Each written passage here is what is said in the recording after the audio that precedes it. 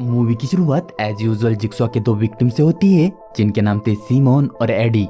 वो दोनों loan officer थे, लेकिन उन्होंने अपने करियर में काफी घपले किए थे। वो गरीबों की फाइनेंशियल कंडीशन जानते हुए भी उनसे जबरदस्ती ज्यादा पैसे वसूलते थे और यही वजह थी कि आज वो जिक्सॉ के ट्रैप में फंसे थे, जहां उनके सामने एक वेट मेजरिंग मशीन पड़ी थी और उन्हें आजाद होने के लिए उस मशीन पर अपना मांस रखना था, क्योंकि उनमें से सिर्फ एक ही जिंदा बचने वाला था और ऑब्वियसली यहाँ वही बच सकता था जो उस मशीन पर अपना ज्यादा मांस रख सकता था।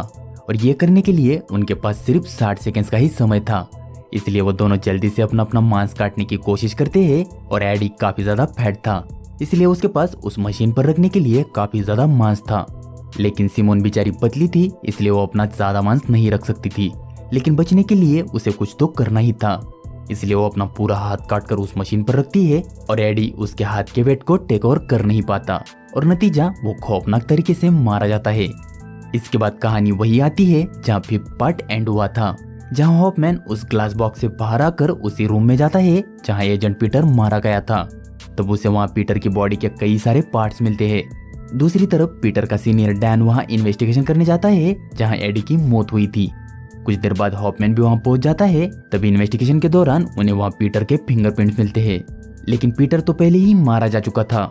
दरअसल हॉफमैन को पहले ही पीटर का कटा हाथ मिला था, जिसका यूज करके वो पुलिस को बहका रहा था, क्योंकि पीटर मर चुका है यह बात हॉफमैन के अलावा और कोई भी नहीं जानता था, जिससे डैन और पुलिस टीम को लग रहा था कि पीटर ही जिक्सॉ का साथी है और वही ये सब मर्डर्स कर रहा है।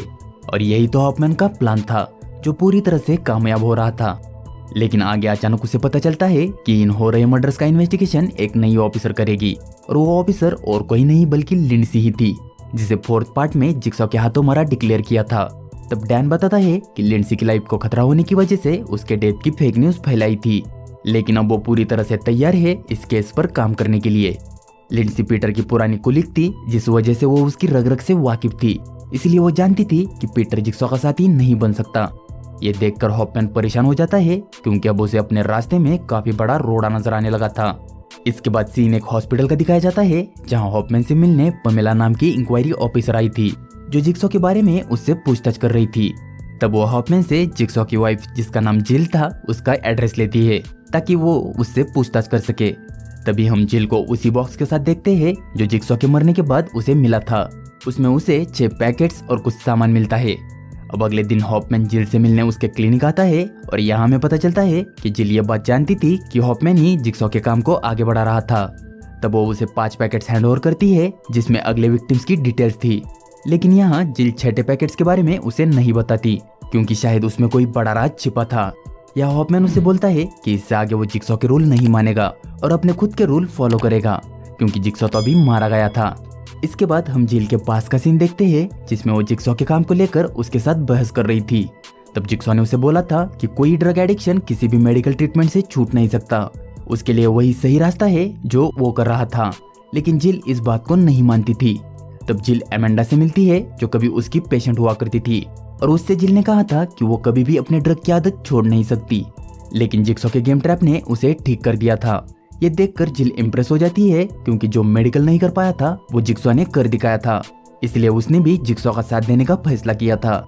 इसके बाद हम एक मेडिकल इंश्योरेंस कंपनी को देखते हैं, जिसके मैनेजर का नाम था विलियम।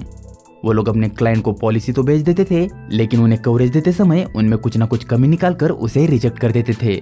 ऐसा कर करके वो बार बार अपने क्लाइंट को धोखा देकर सारे पैसे हड़प लेते थे। ऐसा करने के लिए विलियम ने एक 6 लोगों की टीम बनाई थी। ऐसे ही हम उस कंपनी के 10 साल पुराने क्लाइंट को देखते हैं, जो एक हार्ट पेशेंट था और अब उसे अपनी सर्जरी के लिए उसके पॉलिसी की कवरेज की जरूरत थी। लेकिन विलियम उसकी फाइल रिजेक्ट करके उसे बोलता है कि वो पहले भी सर्जरी करवा चुका है, इसलिए वो आदमी विलियम पर केस कर देता है। इधर डीन और उसकी टीम को पता चलता है कि जिक्सॉ अपने विक्टिम के बॉडी का पार्ट एक सर्जिकल ब्लेड से काटता था, लेकिन मूवी के शुरुआत में मरे एडी के बॉडी का पीस एक नॉर्मल ब्लेड से काटा गया था और पिछले पार्ट के विक्टिम सेथ की बॉडी पर भी नॉर्मल ब्लेड का ही यूज किया था।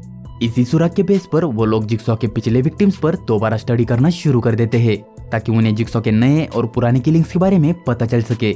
ये देखकर हॉफमैन मन ही मन घबरा रहा था, क्योंकि उसे पता था कि कभी न कभी तो वो जरूर पकड़ा जाएगा। इधर हम विलियम को देखते हैं, जो अपने ऑफिस में बैठकर न्यूज देख रहा था। तब कुछ देर बाद पीछे से हॉफमैन वहां आकर उसे किडनैप कर लेता है। इधर पैमेला इंक्वायरी करने झील के घर जाती है। तब वो उसे एक लेटर दिखाकर उसके बारे में पूछताछ करती है। लेकिन जिल उसे नजरअंदाज करके बोलती है कि वो उसके बारे में कुछ भी नहीं जानती। तब पैमेला वो लेटर वहीं रख कर निकल ही रही थी कि तभी हॉफमैन उसे भी किडनैप कर लेता है। अब विलियम को जब होश आता है तो वो देखता है कि वो जिक्सॉ के ट्रैप में फंसा है और उसी के सामने उसके ऑफिस का गेटकीपर भी कैद था। विलियम के दोनों हाथों और पांव पर 4 बॉम्ब लगे थे। उससे आजाद होने के लिए उसे कुछ टास्क को कंप्लीट करना था, जिसके लिए उसके पास 1 घंटे का समय था। लेकिन इस गेम की अजीब बात यह थी कि अगर वो अपने टेस्ट में फेल हो गया तो वो तो मरने ही वाला था, लेकिन उसके साथ उसकी फैमिली भी मारी जाने वाली थी। अब उसका पहला टेस्ट ये था कि उसे ज्यादा से ज्यादा देर खुद की सांस रोकनी थी और जितनी बार भी वो बीच बीच में सांस लेगा उतनी बार उस मशीन में लगे ब्लॉक उसके पास आते जाएंगे और एक समय के बाद वो ब्लॉक उसे कुचल देंगे। और बिल्कुल इसी तरह का ट्रैप उसके गेटकीपर को भी लगाया था और रूल्स भी वही थे। लेकिन वो गेटकीपर एक स्मोकर था, इसलिए वो अपनी सांस ज्यादा देर रोक नहीं पाता और नतीजा वो पहले मारा जाता है। इसलिए विलियम इस टेस्ट को पास कर लेता है और वही विलियम को एक चाबी मिलती है, जिससे वो अपना एक बॉम्ब खोल देता है और अपने नेक्स्ट टास्क के लिए आगे बढ़ता है। तभी हम एक माँ बेटे को देखते हैं जो किसी केज में बंद थे और उनके पास एक एसिड का बॉक्स था और पास के इलेक्ट्रिक स्विच पर लिखा था लिव और डाई। वहाँ हम पैमेला को भी देखते हैं जो वही बंद थी। इधर आगे विलियम एक रूम में आता है जहाँ उसे उसी के 3 एम्प्लॉय लटके दिखते हैं। तब उसे पता चलता है कि वो इन तीनों में से किसी एक को ही बचा सकता है, इसलिए वो सिर्फ एक लड़की को ही बचा पाता है और उसके 2 साथी मारे जाते हैं। तब वहाँ पर भी उसे एक चाबी मिलती है जिससे वो अपने दूसरे बॉम्ब को भी निकाल लेता है और तभी उसे अपने हाथ पर एक मैसेज लिखा मिलता है जिसमें लिखा था फाइनल डिसीजन। तब उसे याद आता है कि जिक्सॉ उसके ऑफिस आया था और उसने जिक्सॉ का कवरेज भी रिजेक्ट कर दिया था।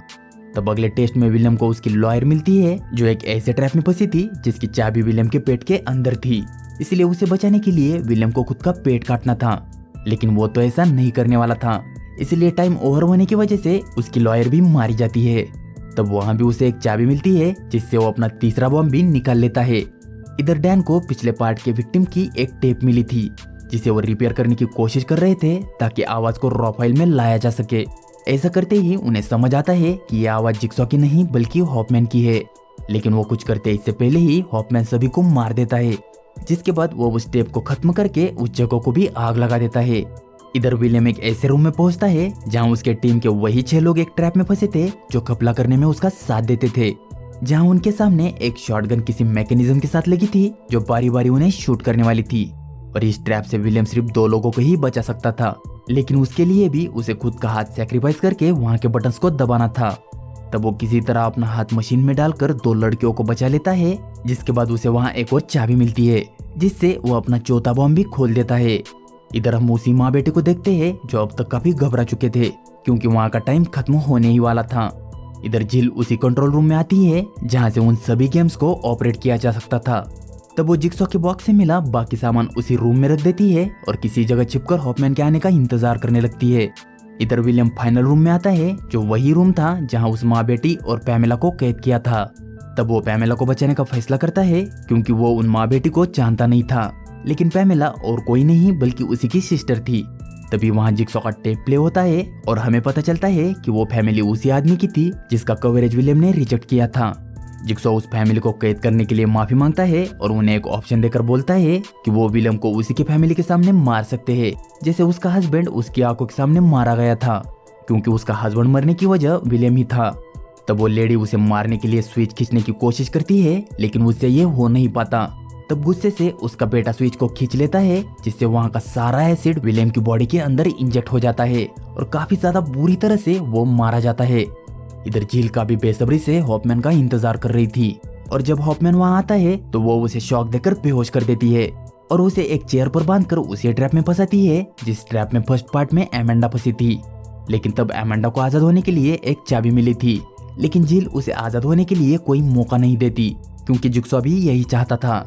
वो यहाँ उसे छठे इनोलेब के बारे में रिवील करती है जिसमें हॉफमैन की ही फोटोज थी, यानी जिक्सॉ को हॉफमैन पर भरोसा ही नहीं था क्योंकि वो जानता था कि हॉफमैन उसके बनाए रूल जरूर तोड़ेगा।